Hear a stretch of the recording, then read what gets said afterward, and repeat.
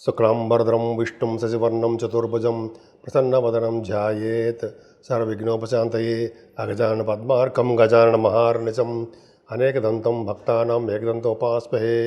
ओं गं गणपतये नमः। ओं श्रीमात्रे नमः। ओं श्री गुरुभ्यो नमः। మా ఆది ఆశలను చూస్తున్నటువంటి మీ అందరికీ పేరు పేరున నా హృదయపూర్వక నమస్కారాలు. నేను మీ వాడ్రేవ్ ఆదినారాయణరావు శర్మ. నేను సిఎంఏ అండ్ ఎంఏ ఆస్ట్రాలజీ కూడా అండి, ఆస్ట్రాలజీ అండ్ వాస్తు. నా సెల్ నంబర్ 7075389589 7075389589. సో మీకు ఏమైనా జాతకాలు చెప్పించుకోదలుచుకుంటే మీరు నేను చెప్పిన నెంబర్కి లేదా కింద స్క్రోల్ అవుతున్న నెంబర్కి కూడా మీరు పంపించే జాతకాలు పరిష్కార మార్గాలు చెప్తామండి. Date of birth, time of birth, place of birth 3 కూడా ఉండాలి. చక్కగా మనం చెప్పుకోవచ్చు. అలా మ్యాచింగ్ అంటారు కదా, వధూవారుల యొక్క జాతకాల పరిశీలన, అది కూడా మనం చేస్తాము. నేనే చేస్తాను. మీరు పర్సనల్గా టచ్లో ఉంటారండి. నేను టచ్లో ఉండడం కాకుండా మీరు కనుక ఫోన్ చేస్తే నేను బిజీగా ఉన్నా మీరు వాట్సాప్లో మెసేజ్లు పెట్టండి. తప్పకుండా నేను వెంటనే మీకు ఫోన్ చేస్తాను. నేను షూటింగ్స్లో ఉన్నా, జాతకాలు చెప్తున్నా, నేను మీకు అటెండ్ అవ్వలేకపోవచ్చు. ఏదేమైనా నేను చెప్పేవన్నీ కూడా శాస్త్ర ప్రకారము మా ఎగ్జామ్ ఎఫర్ట్స్ తోటి నేను చెప్తున్నాను. జాతకాలు ఇవన్నీ కూడా తెలుసుకోవడం వరకు మాత్రమేనండి. భయపడాల్సిన అవసరము, చింతించవలసిన అవసరము, అసలు భయపడాల్సిన అవసరం ఏమీ లేదు. ఏ గ్రహాలైనా మన ప్రాణహాని ఏమాత్రం చెయ్యవు. కాకపోతే తెలుసుకోవడం కోసం మాత్రమే నేను ఇవన్నీ కూడా చెప్తాను. అందరూ కూడా దయతో స్వీకరించవలసిన ప్రార్థన. పైగా అంటే స్వీకరించవలసిన ప్రార్థన అంటే మీరు జాగ్రత్తగా చూడండి తప్ప మీరు సీరియస్గా యాక్షన్ తీసుకోవడం అటువంటివి ఉండకూడదు. యాక్షన్ తీసుకోవడం అంటే మీకు మీరు భయపడిపోవడము ఇవన్నీ అదేం లేదు. అన్ని గ్రహాల గురించి ప్రభావం తెలుసుకుంటాం అంటే అంతేకాదు. సరే అది పక్కన పెడితే నేను నా వీడియోస్ చెప్పినవి మీకు నచ్చితే లైక్ చేయండి, షేర్ చేయండి, సబ్స్క్రైబ్ చేయండి.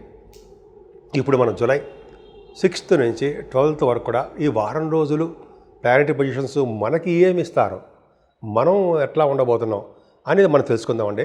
వృశ్చిక రాశి వారికి ఈ వారం మొత్తం కూడా మీకు మంచి చెడులు బాగున్నాయండి. ఎందుకంటే ఫైనాన్షియల్ విషయంలో ఏమాత్రం ఇబ్బంది పడరు.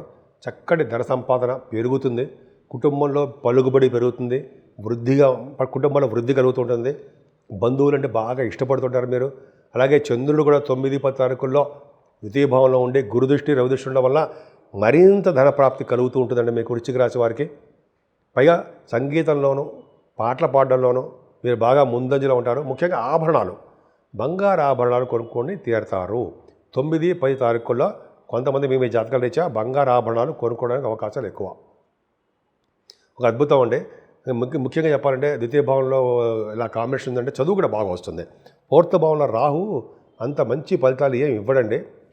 4th భావంలో రాహు అంత అద్భుతమైన ఫలితాలు ఇవ్వడు. శరీరంలో పీడ, స్త్రీల వలన విరోధము, అలాగే తక్కువ వాళ్ళతోటి స్నేహము, సాన్నిహిత్యం కదండి, సాన్నిహిత్యం అంటుందండి. సో అదొకటి. అది పక్కన పెడతారండి. ఆభరణ యోగం మాత్రం మీకు ఉంటుంది. అలాగే రాహు వలన విదేశ ప్రాప్తి, విదేశాల్లో సంచరించడం జరుగుతుంది. గురుదృష్టి కూడా ఉండడం వలన, కుజుడు కూడా ప్రభావం ఉండడం వలన మీకు భూములు, వాహనాలు, గృహ సౌఖ్యము ఉండడమే కాకుండా సంగీతంలో కూడా మంచి ప్రావీణ్యత ఉంటుంది. ఏదైనా శనైశ్వరుడు మీకు 6వ భావం 5వ భావంలో అంత యోగ్యవంతమైన కాదండి. ఆయన పాపి మ్యాలిఫిక్ అయ్యాడు. అంటే పిల్లల వలన, మీ పుట్టే పిల్లల వల్ల కానీ, మీ ఆడపిల్లల వల్ల కానీ కొద్దిగా అసౌకర్యంగా మీకు ఉంటుంది. మంచి ఫలితాలు ఏమీ ఉండవండి. ఏదైనా శుక్ర ప్రభావం వలన వివాహాది వేడుకలో, అదే వివాహాలు కుదరడాలో, భార్యాభర్తల యొక్క అనురాగ, ఆప్యాయత, దాంపత్య జీవితము, శుక్రుడు కదా 7వ భావంలో ఉన్నాడు కదా, బాగా ఉంటుంది. కానీ ఆయన శుక్రుడు మంచివాడు కాదని మీరు పరమ పాపి అవుతాడు ఆయన. అదొక ఇబ్బందికరమైన వాతావరణం. ఏదైనా అష్టమస్థానంలో రవితో కలిసిన గురుడు కూడా మంచి ఫలితాలు ఎవరు ధనప్రాప్తిని కలిగిస్తారు. ఇటువంటి కోర్టు కేసు కన్నా కోర్టు వ్యవహారాల్లో అంటే వాటిల్లో మీకు బాగా ఉండడానికి అవకాశం ఉంది. ఏదైనా బుధుడి ప్రభావం వల్ల ఉన్నతమైన విద్య మాత్రం వస్తుంది. బహుశా విదేశాలకు వెళ్ళొచ్చు. కర్కాటకంలో బుధుడు భాగ్యస్థానంలో ఉన్నాడంటే విదేశ ప్రాప్తి. విష్ణు సహస్రనామాలు కానీ విష్ణువునికి పూజించడం వల్ల ఇంకెక్కడ ఆకుండా అద్భుతంగా మీరు విదేశాలకు వెళ్ళడానికి అవకాశం ఉంది. ఉన్నతమైన విద్య వస్తుంది. అలాగే దేవాలయాలు, దైవ దర్శనాలు, మీరు చేసుకోబోతున్నారు. బహుశా మెయిన్ ఇంపార్టెంట్ ఏంటంటే విష్ణు ఆలయాలు సందర్శించకపోతున్నారు మీరు. అంటే తిరుపతి వెంకటేశ్వర స్వామిని కానీ, అన్నవరం సత్యనారాయణ స్వామివారిని కానీ అట్లాగా శివుడికి అభిషేకాలు చేయించుకోవడం బుధుడికి ప్రభావం. సో ఇదంతా బాగుందండి.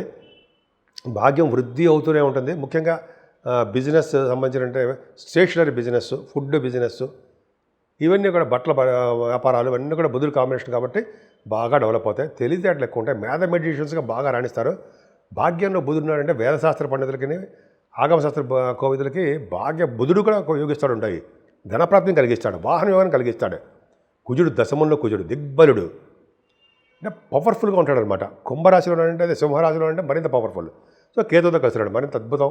సో అంటే మీకు రాజకీయ రంగంలో ఉన్న వాళ్ళకి బాగా ఉన్నతంగా రాణించబడతారు, పదవులు రావడానికి అవకాశం ఉంది. సెకండ్ పాయింట్ అంటే గవర్నమెంట్ ప్రొఫెషన్లో ఉండడానికి అవకాశాలు ఉన్నాయి. Civil services. థర్డ్ పాయింట్ అంటే సివిల్ సర్వీసెస్ కానీ గ్రూప్స్ కానీ రాస్తే హై ప్రొఫెషనల్ ప్రొఫైల్ ఉన్నట్టుగా ఉంటారు. మీరు మంచి ఆఫీసర్లుగా ఉండడానికి అవకాశం బాగా ఎక్కువ ఉందండి. కుజకేతువులు దశమంలో అంటే దిగ్భ్రతంలో చాలా చాలా బాగుంటారు అనమాట. ముఖ్యంగా ఈ సాఫ్ట్వేర్ రంగ ఉద్యోగస్తులకి చాలా అద్భుతంగా ఫలితాలు బాగుంటాయి. అంటే ప్రమోషన్స్ కూడా వస్తాయి. అందుకే కుజుడు ప్రభావం కూడా ఈ రియల్ ఎస్టేట్ రంగంలో భూములు అమ్ముడుపోతుంటారు కదా, అవి కూడా వ్యాపారం కూడా చూస్తారు. 10th భావం వాడికి బాగా భూములు లేదా అపార్ట్మెంట్స్ అమ్ముడుపోతాయి. అంతే కాకపోతే అంటే అనుకున్నంత లాభాలు మాత్రం రాలేకపోవచ్చు, కొద్దిగా ఇబ్బంది పడుతూ ఉంటారు. ఏదేమైనా చంద్రుడు మీకు 12th భావం ఉన్నాడు సార్. 9th హౌస్ లార్డ్, అంతే కదా. 10th house lord, 10th house lord ఆ 9th హౌస్ లార్డ్ 9వ ఇంటి వాడు మాత్రము మీకు మీ రాశిలో 12వ భావం ఉండడం వల్ల బహుశా 6-7 తారీఖుల్లో మీకు విదేశ పర్యటన ఉంది. బంగారు ఆభరణాలు కొనుక్కోబోతున్నారు. అదే సన్మానాలు కూడా జరగబోతున్నాయి 6వ తారీఖు నుంచి 6-7 తారీఖుల్లో. మంచి అద్భుతమైన ప్రయాణాలు, వాహనాలు, బాగా డబ్బు ఖర్చు పెట్టాలు, అన్నదానానికి, అలాగే స్వామివారికి కిరీటాలు కానీ బంగారం కానీ వస్తువులు చేయించడానికి అలా డబ్బులు బాగా ఖర్చు పెట్టబోతున్నారు. ఏదేమైనా వృశ్చిక రాశి వారికి రాహుకేతుల మధ్యలో ప్లానెటరీ పొజిషన్ అంతా ఉండిపోయింది కాబట్టి అమ్మవారికి గణపతి ఆరాధన చేసుకోవడం వల్ల మంచి శుభఫలితాలు కలుగుతాయి. ఇప్పుడు మనం 12 రాశుల వారికి రెమెడీస్ ఏంటి, పరిహారాలు ఏంటి, ఏం చేస్తే మనకి బాగుంటుంది అని అందరికీ అనిపిస్తుంది కదా, నాకు కూడా అనిపిస్తుందండి. అప్పుడు మనం ఏం చేయవలసిన అవసరం లేదండి. ఎందుకంటే ముఖ్యంగా ఈ వారం రోజులు కూడా రాహుకేతుల మధ్యలో ప్లానెట్స్ అంటే గ్రహాలన్నీ ఉండిపోయాయి. ఎక్సెప్ట్ చంద్రుడు బయటకు వచ్చేస్తుంటాడు. ఉండిపోవడం వల్ల ఎప్పుడు కూడా రాహు దగ్గర నుంచి సవ్యకాల సర్పదోషంలో ఉన్నాయి ప్లానెటరీ పొజిషన్స్ అంతా. అదే ముఖ్యంగా అమ్మవారి యొక్క దర్శనం చేసుకోవడము, అమ్మవారి యొక్క కళ్యాణాలు చేయించుకోవడము, అలాగే పౌర్ణమి పూట కానీ లేకపోతే అమావాస్య పూట కానీ చండీ హోమాలు అండి. చండీ హోమం చేయించుకుంటే అమ్మవారి యొక్క ఆశీస్సులు ఖచ్చితంగా ఉంటాయి. రాహువుల వచ్చే దోషాలు పరిహారం అయి తీరుతాయి కూడా. అదొక పాయింట్. రెండో పాయింట్ ఏంటంటే కేతువు సింహరాశిలో కుజుడితో కలిసి ఉన్నాడు, సర్పదోషం. ముగ్గురు అలాగే ఉన్నారు. ముగ్గురు అంటే రాహువు, కేతువు, కుజుడు కూడా. ఇలా కుజకేతువులు సింహరాశిలో ఉన్న వాళ్ళకి అంటే మంచిదే, కానీ చిన్నపాటి దోషం కూడా. కాబట్టి మనం కేతువు కంట్రోల్కి రావాలంటే గణపతి ఆరాధన, నిత్యము గణపతి పూజించడం. కొంతమంది అయితే లక్ష్మీ గణపతి హోమం చేసుకుంటారు, అది పవర్. అయితే లక్ష్మీ గణపతిని పూజిస్తారు, అదొక అద్భుతం. అయితే గణపతిని ఆరాధన చేసుకుంటూ పౌర్ణమి పూట ఆరాధన చేసుకుంటూ మీ పేరున పూజలు చేసుకుంటూ ఉంటూ స్వామివారికి గరికి సమర్పించుకుంటూ ఉంటే ఇంకా చెప్పాల్సిన పనే లేదండి. పైగా కుజుడు కూడా ప్రభావం మీకు ఉంది కాబట్టి సుబ్రహ్మణ్య స్వామి ఆరాధన కూడా చేసుకుంటూ ఉంటే అద్భుతమైన ఫలితాలు ఉంటాయి. ముఖ్యంగా శనీశ్వరుడి యొక్క దోషం కూడా మేమే ఉందండి, ఈ రాశి వారికి ఉంది. కాబట్టి శనీశ్వరుని ఎప్పుడు వదలకూడదు, తైలాభిషేకాలు చేసుకుంటూనే ఉండాలి. అలాగే ఆయన స్వామివారి చుట్టూ ప్రదక్షిణ చేస్తూ, అలాగే అక్కడ మీకు పూజ చేయించినటువంటి బ్రాహ్మణ వారికి దక్షిణ ఇస్తూ ప్రదక్షిణ చేస్తూ మీరు అలా ఉంటే చక్కని ఫలితాలు మీకు వచ్చి తీరుతాయండి, అంత డౌటే లేదు. పక్కనే ఆంజనేయ స్వామి వారు ఉంటారు. ఆంజనేయ స్వామి వారు కూడా తమలపాకులతో పూజించడం వల్ల, ఆయన్ని సింధూరంతో సమర్పించడం వల్ల, అలాగే స్వామివారికి అప్పాలు సమర్పించడం వల్ల, అలాగే చేసుకుంటుండడం వల్ల శనీశ్వరుడు వచ్చే దోషాలు చాలా మటు పరిహారం అవుతాయి. అంతేకాదండి, మెయిన్ ఇంపార్టెంట్ అంటే శివాభిషేకం మన అందరికీ కుదరదు కదండి. కానీ శివుడి దగ్గరికి వెళ్ళినా, గుడికి వెళ్ళినా శివుడికి మల్లెపూల మాల సమర్పించడము. అయితే మన ఇంట్లో అవకాశం ఉంటే మల్లెపూలతోటి స్వామివారికి పూజ చేసుకోవడము, తులసి దళాలతోటి, తులసి మాలను కూడా చేయొచ్చండి. తులసి దళాలతోటి, అలాగే మారేడు దళాలతోటి పూజ చేస్తే స్థిర లక్ష్యం మన ఇంట్లో ఉంటుంది అంటాం కదా. అలాగే ఈ గ్రహాల వల్ల వచ్చే దోషాలు కూడా చాలా పరిహారం అయ్యి సకల కార్యాలు సిద్ధిస్తాయండి. ఈ 12 రాశుల వారు కూడా, అంటే మేషం నుంచి మీన రాశి వారి వరకు కూడా ఈ దోషాలు పరిహారం అవడానికి మీకు చేతనైంది చేయండి.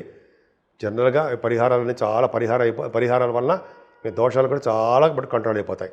సో మీ అందరికీ చాలా బాగుండాలని, ఆయుర ఆరోగ్యాలతో ఉండాలని, మీరు ప్రతి పనిలోనూ ముందంజలో ఉంటూ స్పీడ్గా ఉంటూ చక్కగా రాణించాలని, రాణిస్తారని కూడా నేను మనస్ఫూర్తిగా కోరుకుంటున్నాను.